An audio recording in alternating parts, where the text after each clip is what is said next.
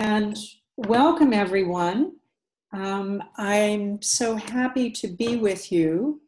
Tonight's webinar is going to talk about and focus on the notion of prophetic imagination. This is one of 5 different points I make in my chapter in the book. And tonight we've decided to kind of break the discussion into 2 pieces. So tonight we're going to do a chunk, and next month in October we will do the second chunk. So for tonight we're going to talk about some of the ways that our approach to climate change, climate justice work as Unitarian Universalists and in a larger sphere as well in North America, where we've kind of fallen short. That's going to kind of set up our conversation for the term prophetic imagination. And we're going to talk a little bit about, well, what in the world is that, and what does that offer us as Unitarian Universalists deeply concerned about what's happening to our planet.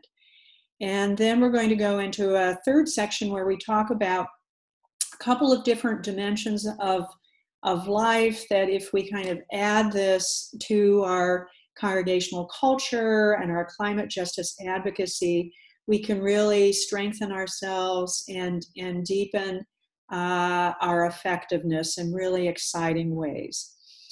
As Ali mentioned, we're going to do that for about 30 minutes, and then we'll go into some Q&A. And then Reverend Karen and Ali are going to lead some small group conversations. You know, when it comes to climate change, for most of us who don't live in ecologically fragile areas of the planet, in one way or another, directly or indirectly, we relied on scientists to sound the alarm. Scientists have kind of been our modern day prophets, describing what is happening in mathematical detail and offering us possible solutions, technical fixes like conserving energy, using renewable energy, and capturing carbon. For example, it was electrical and nuclear engineer Arjun Makhijani who convinced another engineer, President Jimmy Carter, to put 32 solar panels on the White House in June of 1979 as a way of educating and inspiring us into a new energy future. I just want us to stop a second and take that in. That was 38 years ago. I think that's probably before some of us on the call were born. And I don't know about our Canadian colleague here, but I think many of us know what happened to those solar panels in the next election cycle. Oh, if we only listened to Dr. Makhijani's wise analysis about energy use, we, at least in the United States, would have been in such a different place now. In 1988, Dr. James Hansen testified before the US Congress and heightened public awareness and attention to the dangers the planet was facing. With this new knowledge, many in the faith community got busy and took to educating neighbors and friends and family and our congregations around the science of climate change. And that was the approach of just about every mainstream environmental organization and how they approached that subject for decades. I think it's not surprising that many UU members, many UUs are members of those organizations, and so took our cues from them about how to do the advocacy. That's why, for example, 350.org got started, right? To put a scientific data point on everyone's lips. It was an approach to change that was comfortable for many of us. And so what happened? Many churches got busy changing light bulbs, installing solar panels, weatherizing buildings, and urging members to do the same.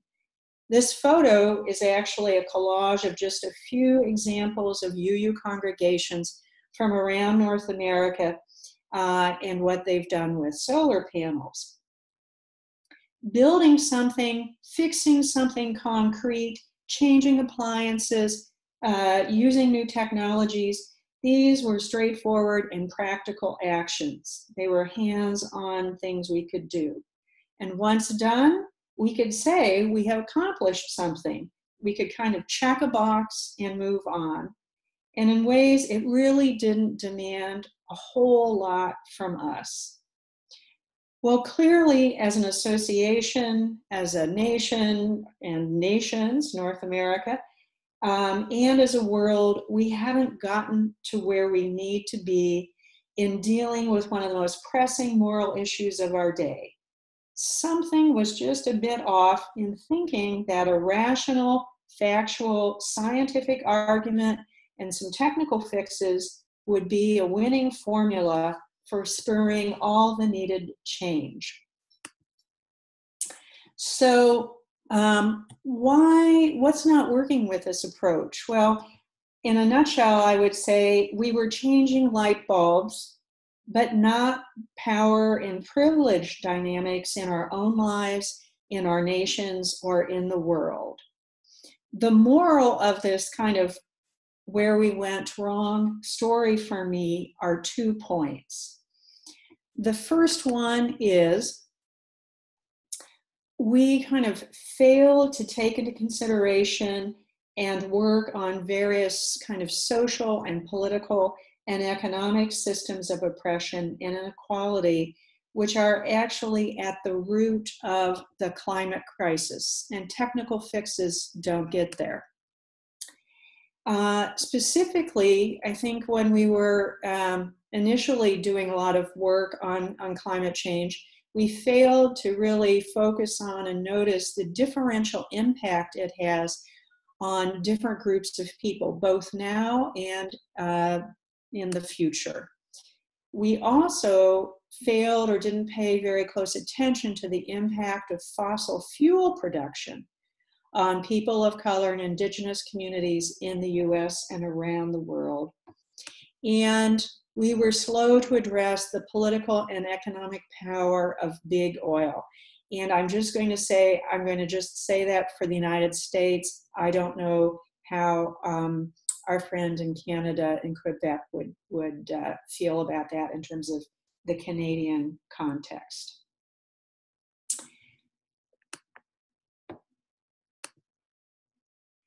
I'd like to offer a story to kind of illustrate this point. For a time, many white folks in the US, I would argue, we were probably more aware of the risk climate change posed for polar bears in the Arctic than the risks for people of color who lived around local coal-fired power plants and suffered grave health challenges from poor breathing poor air quality. Until we did some education around this in my congregation in Washington, D.C., I would bet at least 95% of the members had no idea that the 5 power plants which serve our area were specially exempted from the Clean Air Act. And I know when we were doing the education, folks were really shocked to learn that a Harvard public health study documented that literally hundreds of Black folks in our region were dying unnecessarily each year because of this toxic exposure. And DC by any means wasn't and isn't unique.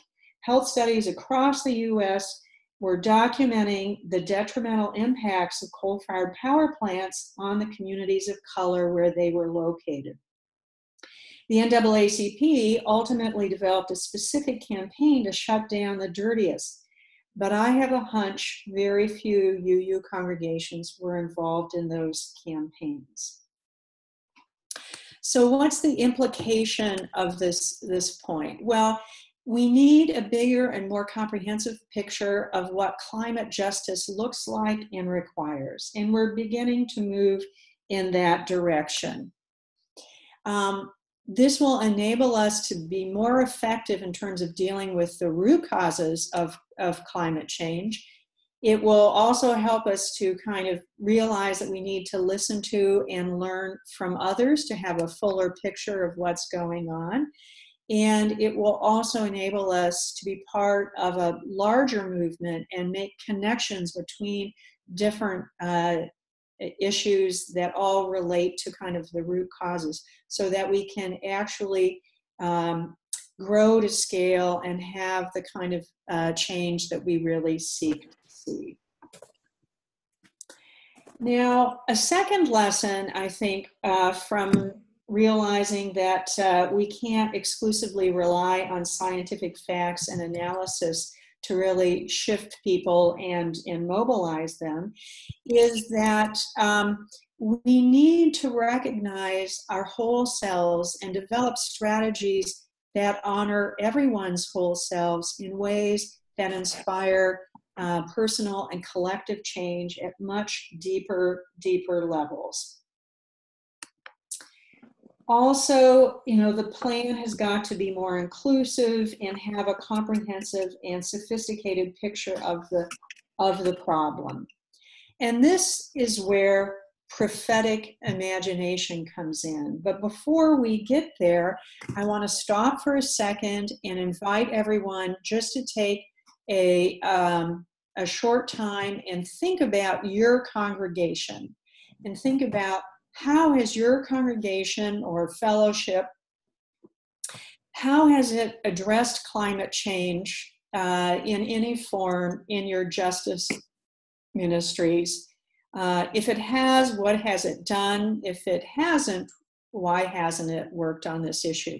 And how would you grade your congregation for its efforts so far? If you can just take, we're just going to give you like 30 seconds, but if you can just think about these questions and jot a few notes down, I think you're going to be talking about them later in the small groups. So I have a timer, and I'll give you a 5-second warning when time's up.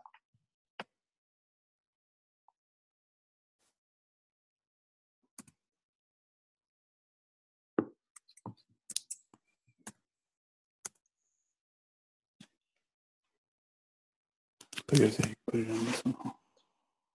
HDMI. HDMI 1. Okay, if you want to just, I know this is brutal in terms of short times, but if you want to kind of put a point on that last word or thought on paper, and we're going to move on. So I don't know about you, but if you'd like, I know for me, I kind of like eloquent rants towards the powerful, the oppressive, and you know, sometimes I think you really can't beat the prophets of the Hebrew scriptures. The Hebrew scripture prophets, you know, were people who had a direct line to God and conveyed divine messages to rulers and the masses. And they often railed against the sins of the elites and their systems of privilege, which were harming people in the land. They warned about God's punishment, offering up sometimes really graphic details of what would happen if people didn't stop sinning. But you know, we have a lot of modern day prophets all around us. You know, all you have to do is actually just listen to Aretha Franklin's funeral, and you know, some of the things that Reverend Jesse Jackson and Reverend Michael Eric Dyson, who's pictured here, what they had to say. If you listen to the Ware lectures at General Assembly, the speakers are often chosen because of their cutting-edge justice work and their prophetic visions. To be clear, in both the Hebrew scriptures as well as today, you don't have to be ordained clergy of any tradition to be a prophet. And in fact, sometimes prophets rail against religious authorities. And you certainly don't have to be formally religious or famous. I bet we can think of people in our neighborhood or school or congregation who have the guts to name what is wrong when no one else does. Or conversely, they share a bold and beautiful forward-looking imagination by painting new possibilities for us. I would, in my kind of thinking, I kind of categorize two different types of prophets, and there certainly may be others. You know, some are really great at telling you what is wrong, right? They focus on, their strategy is to blame people, shame them, cause fear. And, you know, the whole point is, you know, to try and motivate you to change. And sometimes the most powerful threats, you know, include saying that you're going to be tortured in hell or eternally separated from the divine, from what is most holy, if we don't shape up. If you're familiar with the Universalist Christian part of our heritage, you know that our forebears turned away from this type of message with their articulation of a loving God and salvation for all. We are not doomed for the fires of hell in the afterlife. Instead, we are charged to focus on how we are living our life right here and now on earth. And this brings me to the second type of prophet.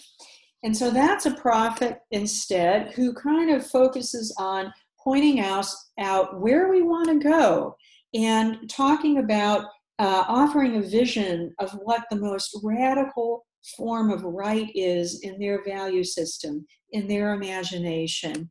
And they strive to do that by cultivating hope. They call on our deep values. They invite us to put our love into action, to move us toward a better way of being in the world.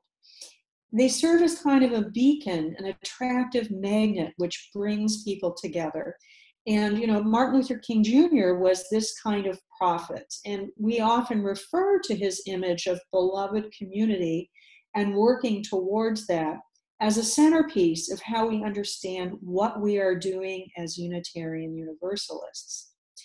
Martin Luther King Jr. talked about peace, about racial equality, of widely shared economic prosperity and end to poverty as features of his beloved community.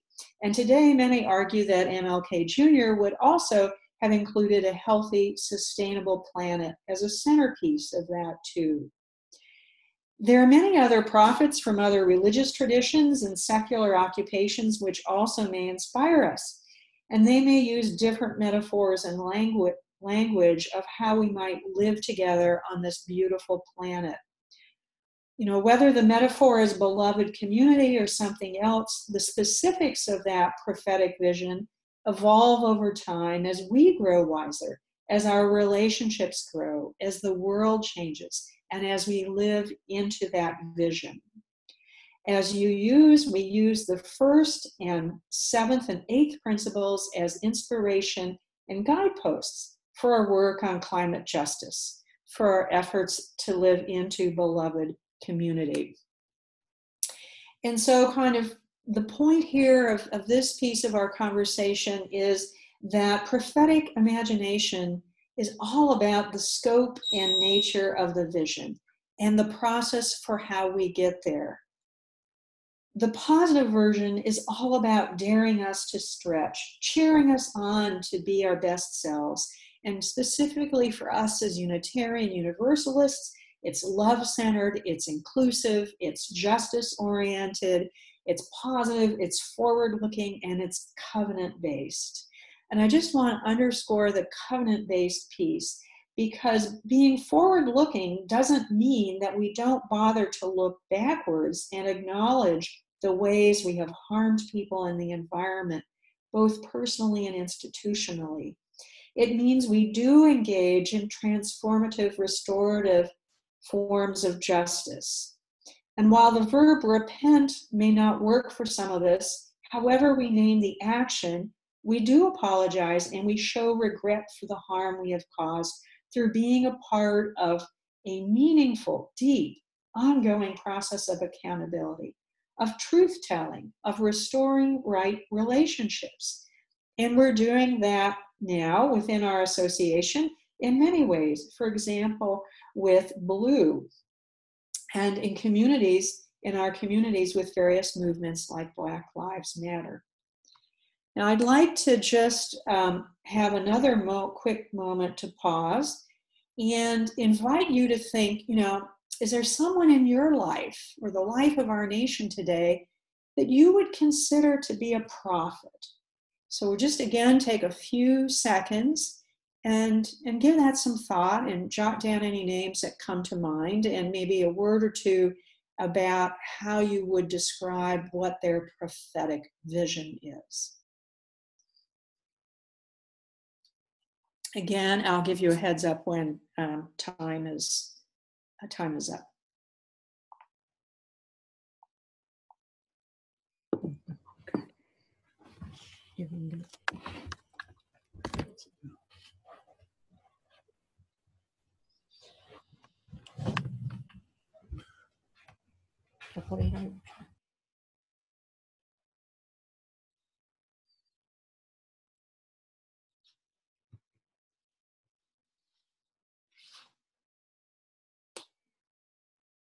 Okay, you have about 5 more seconds here.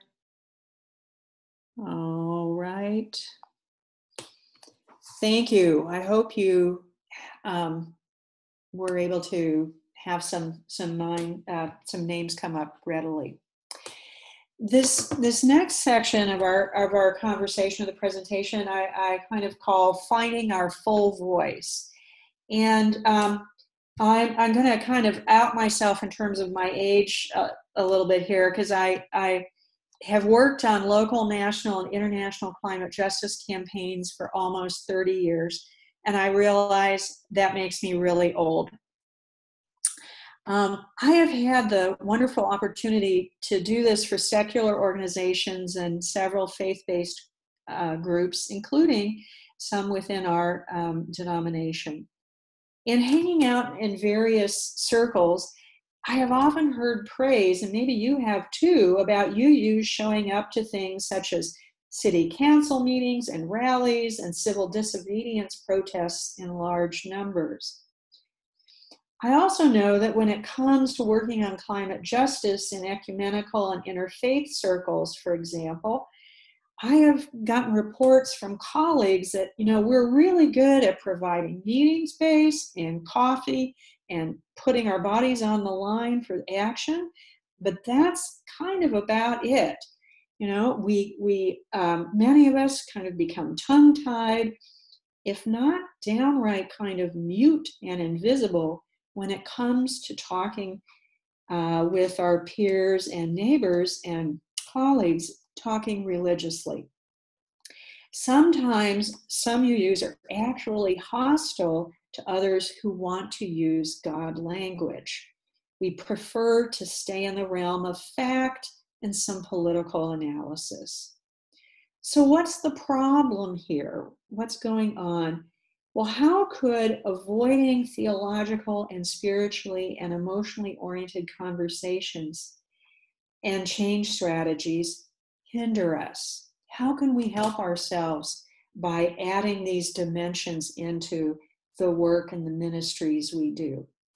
Well, when Karen and Allie asked me to take some time here on the webinar to talk about this, I sat down and I just kind of wrote what came to my mind, and I must admit, I developed a pretty long list of reasons.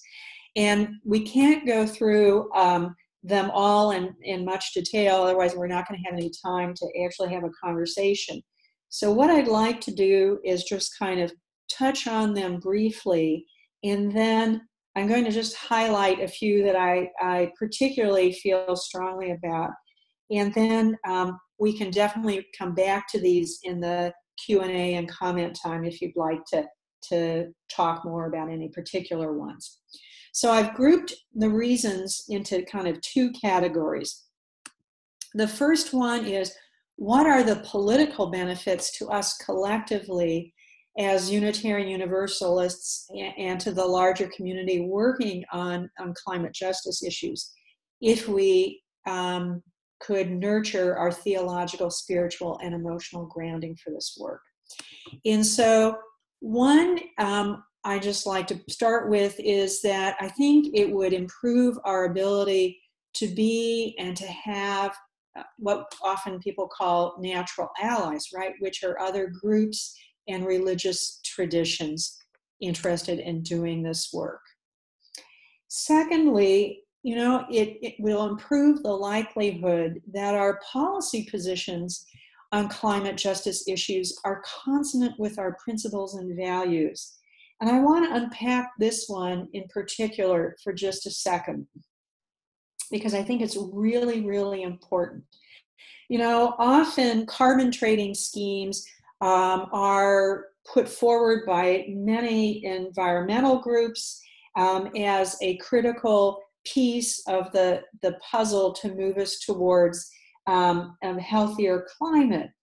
Now, on their face, they might seem okay, and indeed, you know, for example, the Sierra Club has been pushing it for a long time, and a lot of UUs are members of the Sierra Club and may sign on. But, you know, if we step back a second and really think about our first principle, the seventh principle, and the eighth principle, we might have a second thought about that, because, you know, it might encourage us to think about the commodification of people and the planet that is embedded actually in that policy prescription of carbon trading schemes. You know, if we see everyone and everything as sacred, then putting a price on carbon is not necessarily going to get us there in terms of if we allow corporations to trade how much pollution they can have. Because the way it works is it actually creates what folks in the EJ community call sacrifice zones. So it means all the polluting industries are concentrated in geographic areas which are highly likely to be where communities of color are located.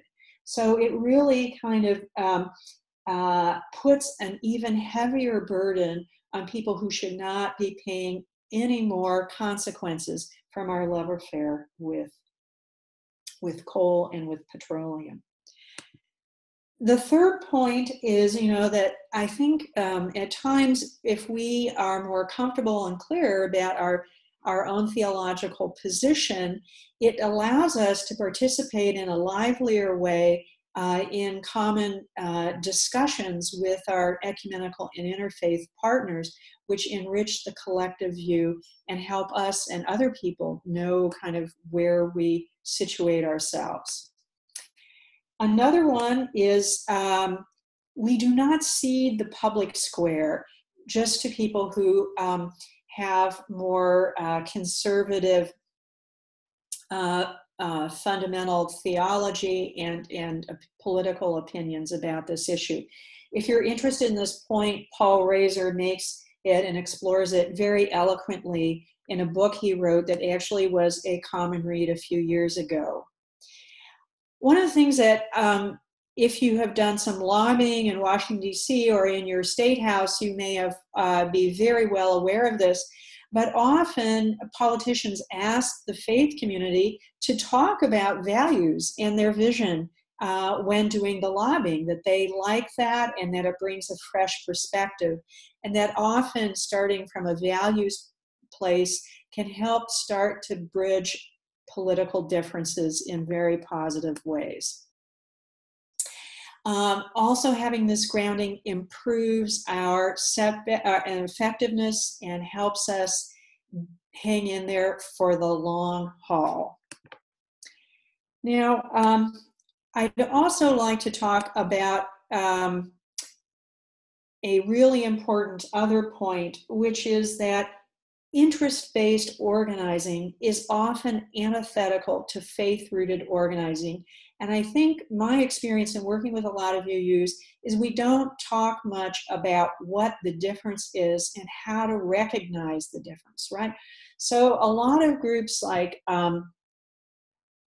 IAF, Gamaliel Foundation, and other community groups, so the Saul Alinsky style, often are very much informed and rooted in an interest-based organizing. Some are beginning to actually evolve and move away from a very strict form of organizing people based on their self-interests, and some are not. But the reason why I raise this is because we have to be very clear that we're not taking a transactional approach to how we relate to other people, how we work in coalitions. That's not true solidarity.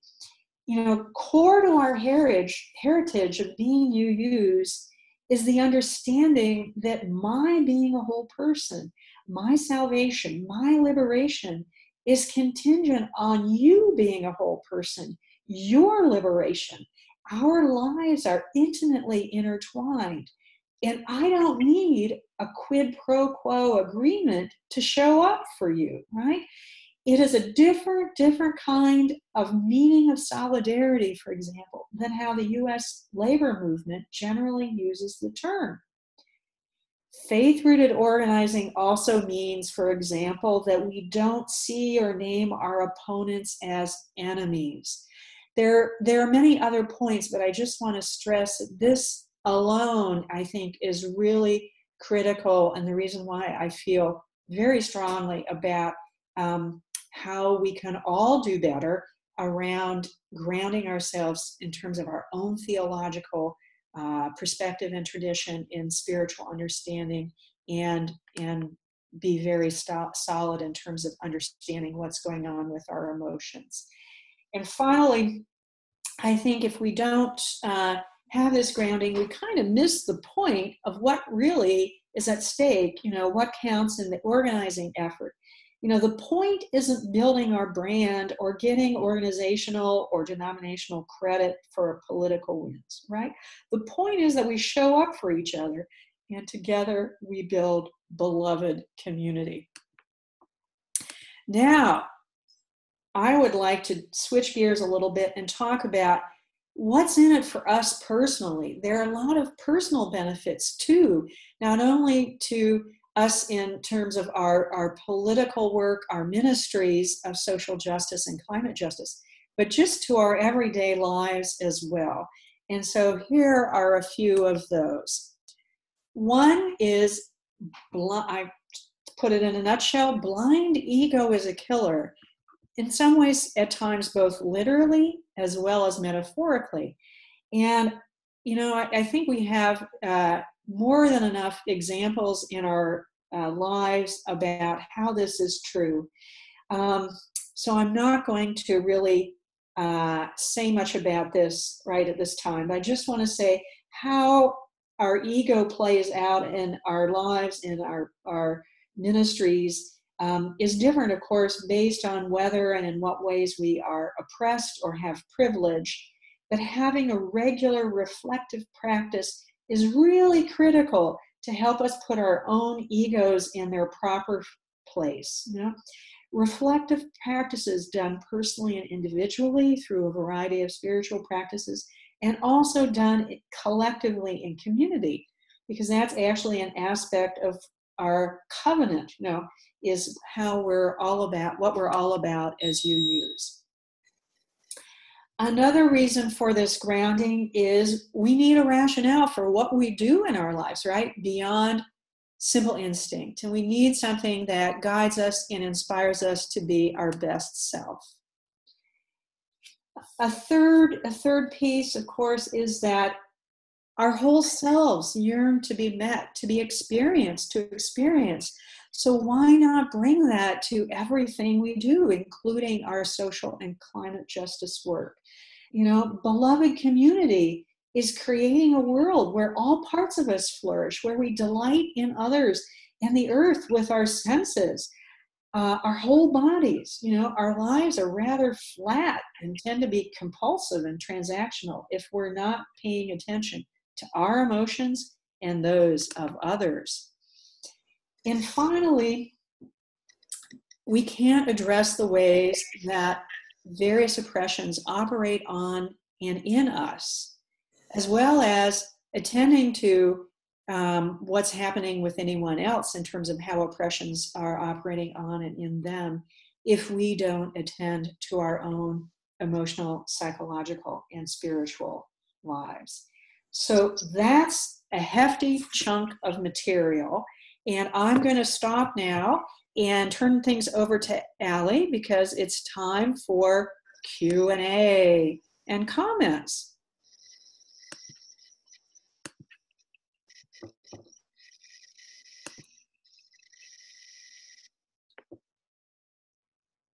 Okay, thank you so much, Pam.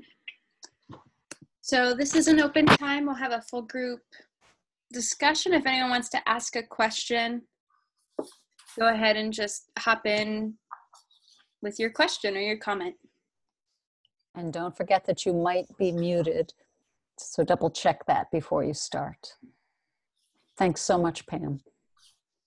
My pleasure.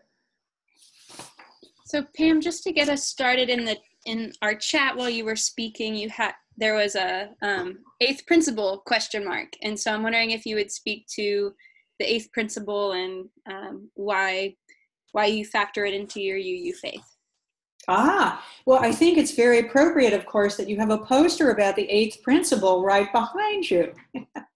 So how about this? I will start, and then I would invite you to also talk about that too, because I'm not the only person here in the community.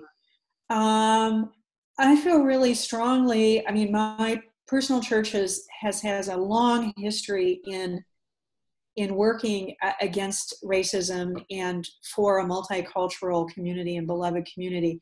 I think racism is such a deep-seated dynamic in our country that as a white person, if I don't pay attention to it and focus on that in my own life and how I am at church and in everything that I do, I feel that I'm not living into and up to what I aspire to in terms of my values and my understanding about what it means to be a Unitarian Universalist and a person of faith on this planet at this time. So kind of a short answer there, but why do you have that poster in the back on your wall? So this is the eighth principle, to build beloved community by actions that accountably dismantle racism and other forms of oppression in ourselves and our institutions. And this was a gift from Paula Cole-Jones, who some of you might know for her work as a UU anti-racist educator and also environmental justice activist. She's one of the authors in the book Justice on Earth. So Paula gave me this poster at General Assembly this year, and I put it up to be a good backdrop for my webinars, of course, and also because it means a lot. I love that it's holding us to our actions. That's one thing I love about it. And also, that it's about both ourselves and our institutions, and everything Pam said I would echo. One thing to mention is that the UU Ministry for Earth was asked by UUs of color who care about environmental and climate justice to adopt the eighth principle, and we did that in April of this year. So both personally and as an organization, we're really asking ourselves, okay, how can we be accountable and take action to dismantle racism? And part of it for me is kind of linked to what Pam, you touched on in terms of commodifying and how that doesn't necessarily relate to our principles as, honoring the sacredness and everything. And I think the fact that people of color have been commodified and dehumanized so much over time through our history of slavery and genocide, and that, and also to me, our environmental issues, there's a lot of linkages to be drawn between, seeing the earth as something to abuse and exploit, and also the exploitation that communities of color go through. So to me, that it's incredibly linked. I think sometimes I get emails to say, you're an environmental organization, why would UU Ministry for Earth do work on racial justice? And that's my biggest answer, is that they're inextricably linked, as as Pam said so well in her talk as well. So Pam, I have a question. Hi, Jan. Okay. Okay, so this is coming from a place where I've been working in the field for several years with UUs and with people of color in coastal communities. Mm-hmm. And in my most advanced region where I'm working, we have 3 UU congregations working together with big slice of the African American community, several different, organizations and whatnot. My observation is that one of these congregations is participating directly from their Green Sanctuary Committee. One of them is participating from their climate action team. And one of them is participating with the Pachamama Alliance because their congregation, although they're coming along now that they're starting to see that we're the ones working to with all the people that they're talking about in their social justice committees, but they're, had been saying that climate change just doesn't have anything to do with people. And so we want to work with people because that's just all too technical. So my observation is that what we're doing in the field is so intersectional Mm-hmm. that our structures that we have in our congregations haven't gotten the message, and they are not intersectional in the way they are in the congregation. They're finding their intersectionality by getting involved with projects. And Jan, we can't hear you. I muted myself. So anyway, my question is, what is the vision for intersectionalizing what's going on in all of our committees? Well, I think just a plug for reading my chapter, because I do talk, I use the term, one of the points I make is getting out of our silos and off the farm, right? And that's true actually also in some ways for my church, and so I think whether you're in a small congregation or a large, it's kind of endemic, right? So one of the things that I think we're trying to do, and I've been, now that I'm back in DC and can work with my own congregation again, is actually we have something called a church council where all the social justice groups kind of come together. I think is to actually have some joint meetings where we talk together and strategize together about what are we concerned about and who are we working with and who is affected by this issue. So we begin to see, what's the overlap in terms of, are we all kind of working at, for example, racism in different ways? Or, are there different ways that we're working on class issues and economic justice, and kind of knit that together and then try and think, well, if I don't hold my favored solution really tight in my hand, because I definitely want everybody to do a community garden this year, right? Or whatever, right? But if I'm willing to step back a little bit and we do that kind of joint conversation and planning, we might come up with something bigger and bolder and more prophetic that can tie in more of our ministries and also link us in a better way with more community groups. So I personally, someone mentioned that they've worked with the curriculum, Our Place in the Web of Life.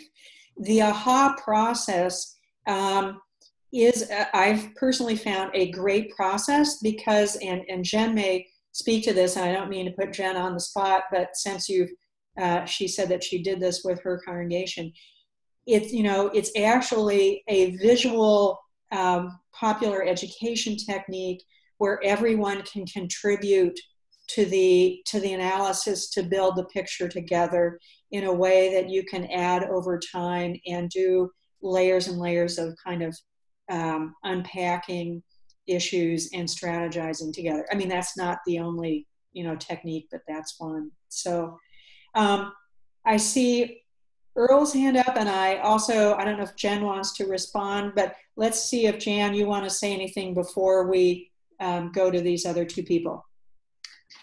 Just one thing, which is in our planning meetings on Zoom with all the congregations and with the community, I'm seeing that the people, well, two things, that the people who are on the calls, who are working with the community, see the intersectionality, they give it their own voice when they go back to their congregation, and they have a whole different way of reading the congregation than maybe I might have when I go. That's the first thing. And the second thing I want to say is I have to say that I'm so impressed, and I totally understand and appreciate the whole orientation and the strength of the UUA support that has gone to these various committees. There are certain skill sets that you find in the Green Sanctuary Committee. There's certain, language and thought process of the people who have been really examining how to be an ally. They're just wonderful things coming out of these different ones. So I'm not just complaining about the committees. We just need to draw on all those strengths. We do, and maybe we might want to take a note that I bet other people are also struggling with this in their congregations. I have a hunch that you and I aren't the only ones. So maybe others on the call, I see Karen nodding her head. I think there might be ways that we want to continue this conversation even after today. But let's go to Jen, and then we're going to go to Earl. Jen, again, you don't have to say anything if you don't want, but sure. I mean, I first of all, I just want to plug the Web of Life curriculum was a wonderful way to dive in last year, and we followed it. Not, there was a lot of flexibility, but we went through the different sessions, and the AHA exercise was very powerful for many folks. We realized that we're using fracked gas from Pennsylvania, and we began a lot of conversations with our municipal neighbors about programs, and I just felt that it was a really well-written curriculum, and it allowed us, it was a great tool for facing some truths in a new way, slowly over the year, gave us digestible chunks.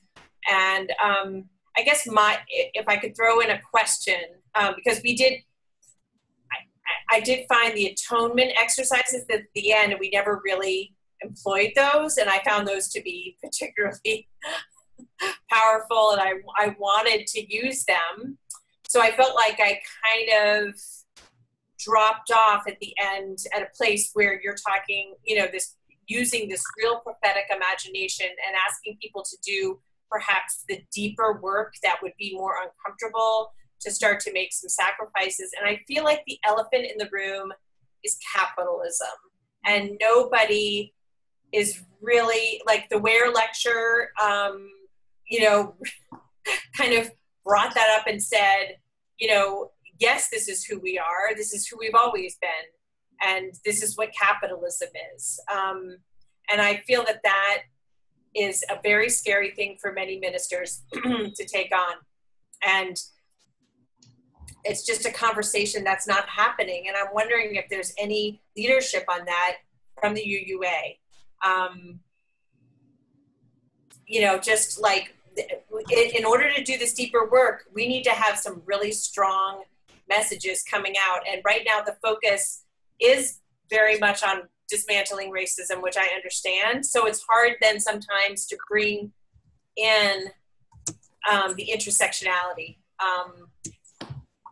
On top of that, people just feel overwhelmed. I'm just making a note about a point I want to make. Let's go to Earl, and then I want to say, Karen, are you willing to talk about, answer Jen's questions about what the UUA is doing and how it's approaching capitalism? And I'll think about it for a few minutes, and yes. Okay, Earl, you're on. So, Pam, I read your chapter. I really enjoyed it and was very impressed by it. And you and I have been running on parallel tracks without running into each other. It's So a big I have country. been working with UUMFE, UUSJ, which used to be UUSJ for the Greater Washington area, and also with UUJEC, which is UU's for Just Economic Community. Mhm. And I'm working with people around the country. Most of them are in DC, including an ex-CIA political analysis and a few others that would never be allowed in California UUism, but fit in really well with DC UUism. And right now, for example, I'm specifically focused on the Wisconsin 1st District, Paul Ryan's seat, and trying to flip that. So we are at war. And right now we are at war, which I hope is a nonviolent war. But I think we need to acknowledge that what we're doing, as Jen just said a moment ago, it's not only capitalism, it's the very nature of our governance needs to be reconsidered. So of all the things you wrote, one of the things that most interested me, and we can have a side conversation later, is about this evergreen cooperatives in Cleveland. Mhm. Because I am working with other organizations. I know Doug's on the line, and I've been talking to Doug about some of the things that are going on. I am working with people throughout the West Coast where we're focusing on all the movement of coal and fossil fuels here, and finding ways to be collaborative and finding ways not to privilege the indigenous or not to privilege a particular racial category, but to consider everybody as an opportunity for dialogue, is one of the challenges we face right now in creating solidarity on the left, equivalent to what the Tea Party did on the right. And I'll stop talking now because we need to have a side conversation. But I am definitely impressed with the general principles you're following, because these are the same principles that I am incorporating with the work that I'm doing with UUs around the country, who are sort of saying, not only what Jen said just a moment ago, that we need to rethink capitalism, but we also need to rethink the Constitution. We need to rethink what our system of government is and how much is based on the desires and needs of the Southern planters, who were the most powerful when the Constitution was written. Thank you, Earl. We'll definitely continue this conversation in part on a side channel, so thanks. And we know that there are UUs who are working on various aspects about changing the Constitution. Let's do a stack here. We've got Karen, we've got Catherine has her hand up. Anyone else want to be, and Jesse? I think Julaine also was looking for how to raise her hand. Okay, Julaine. Anyone else want to be on the lineup to ask a question at the moment?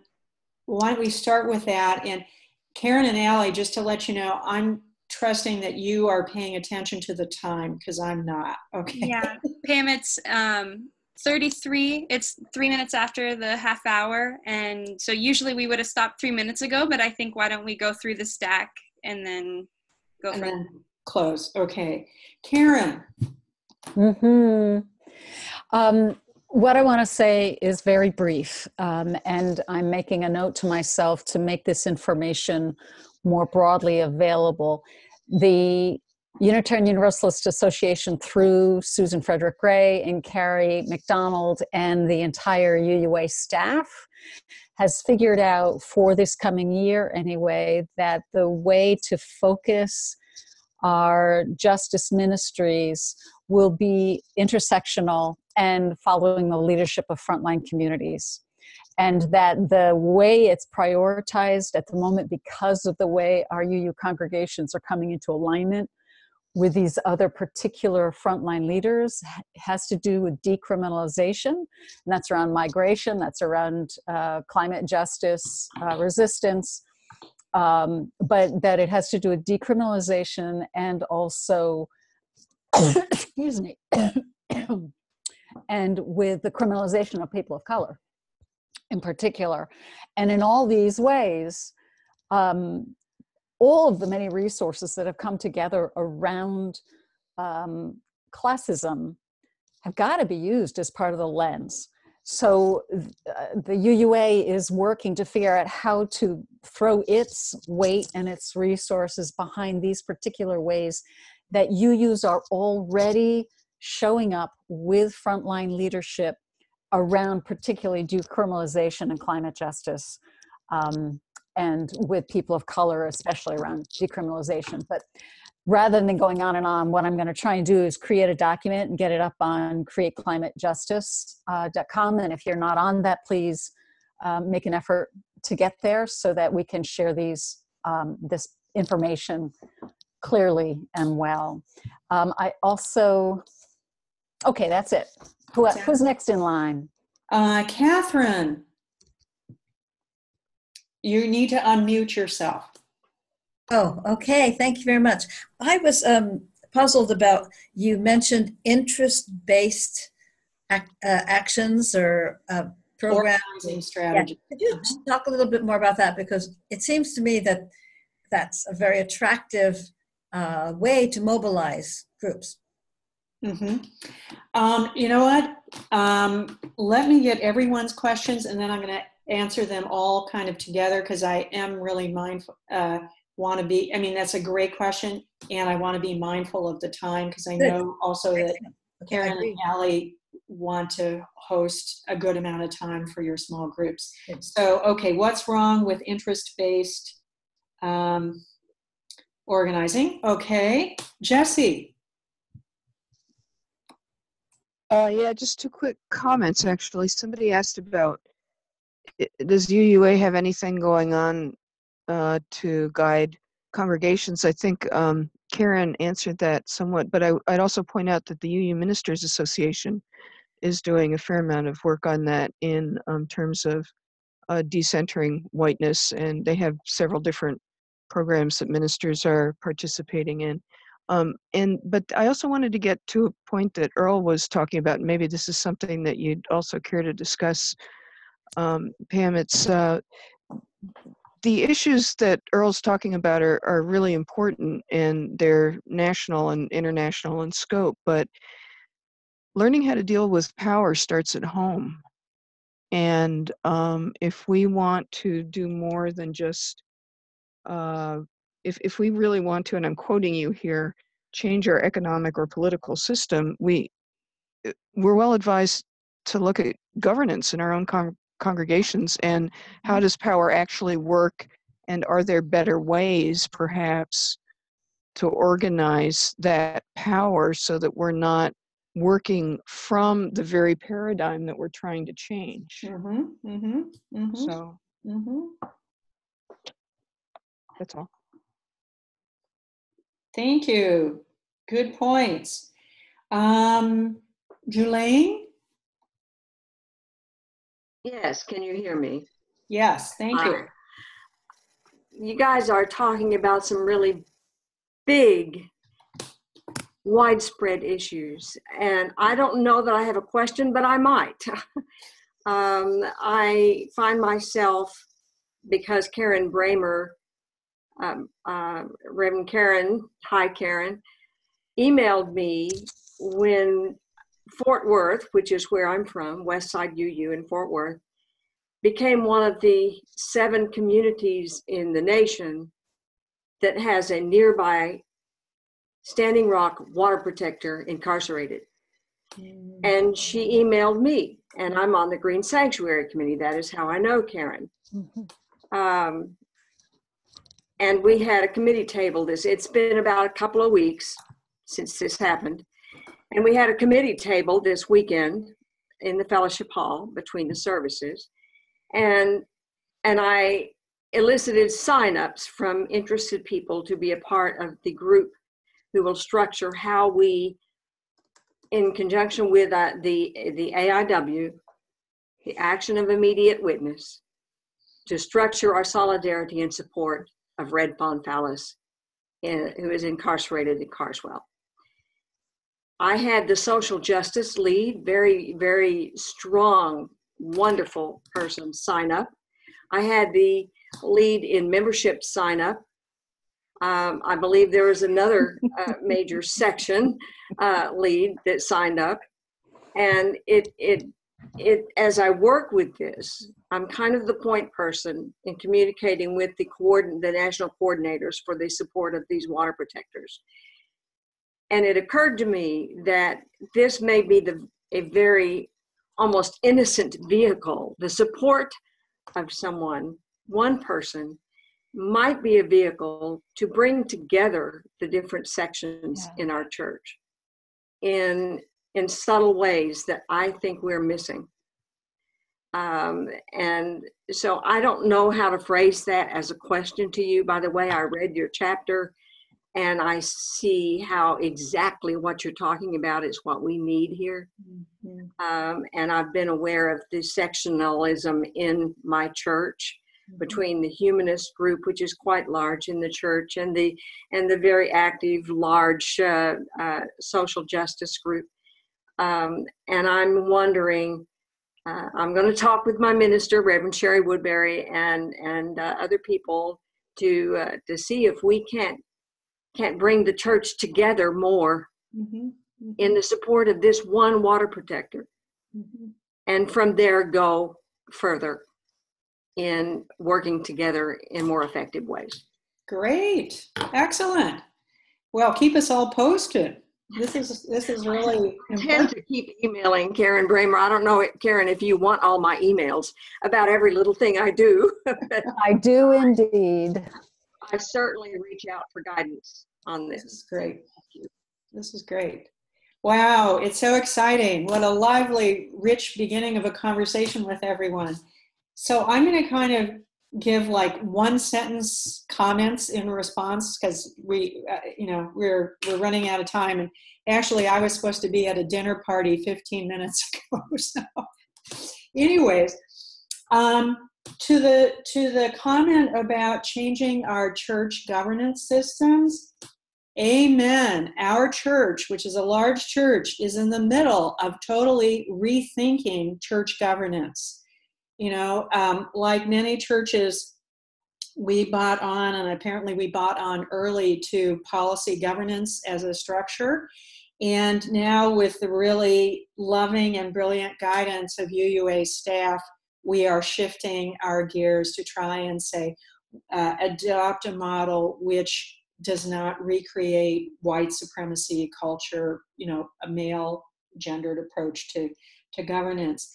I personally think it would be great, and maybe this is already happening, and I just haven't had a chance to talk with other UUA staff about it, for all of our congregations that are beginning to think about shifting on church governance to have some sort of national learning community, so we all don't have to reinvent the wheel. Like I started talking to people about where we can find examples of multicultural forms of church governance. Well, if I'm doing that research, it would be great if I connected with other people doing similar research, so we don't have to have 85 different UUs around the nation doing the same, kind of query and research. So let's talk about that. I want to give a plug for coming back and being in community with all of us next in October, because I am precisely going to talk about very specific examples of how people are knitting together decriminalization, sustainability and climate justice, anti-racism work, and economic justice work all in one project, okay? And not all the examples knit all 4 things together, but they knit at least 3 of those together. So stay tuned for the October conversation, which will be on another Wednesday night, and Allie and Reverend Karen will tell you about that.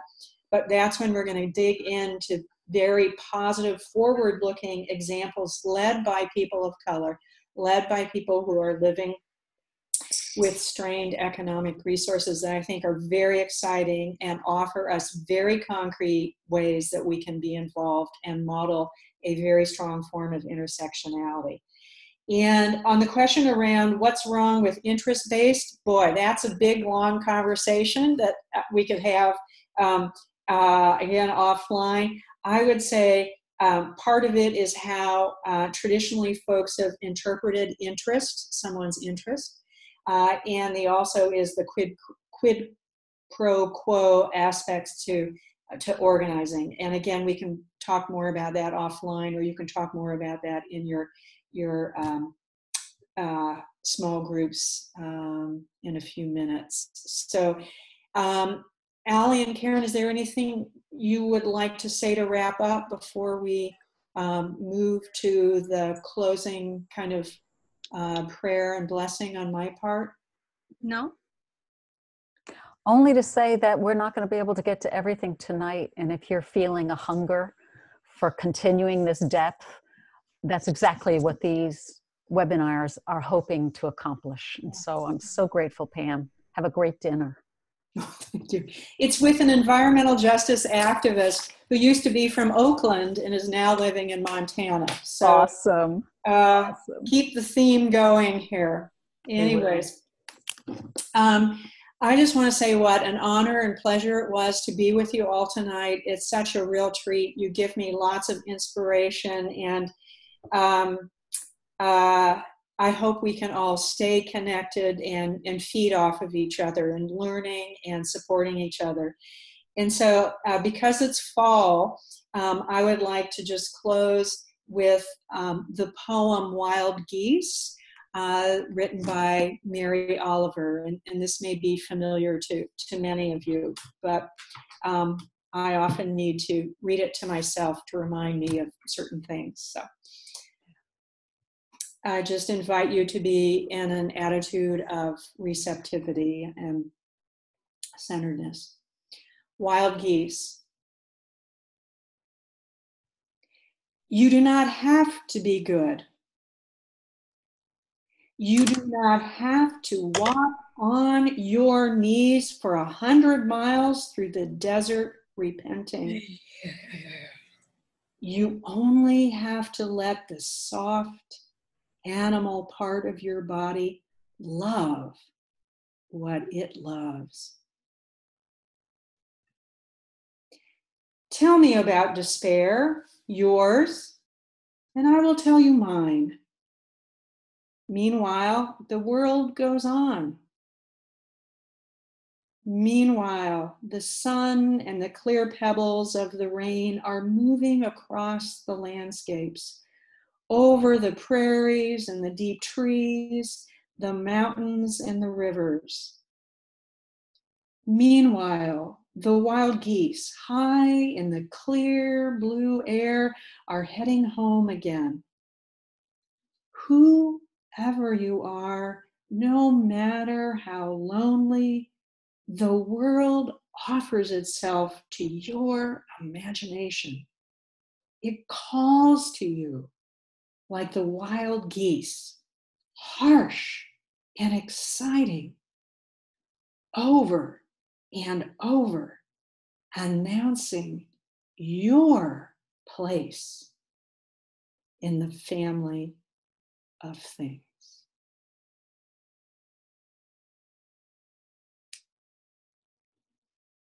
Amen. Blessed be and Ashe, and I'll look forward hopefully to seeing many of you in October next month. Be well.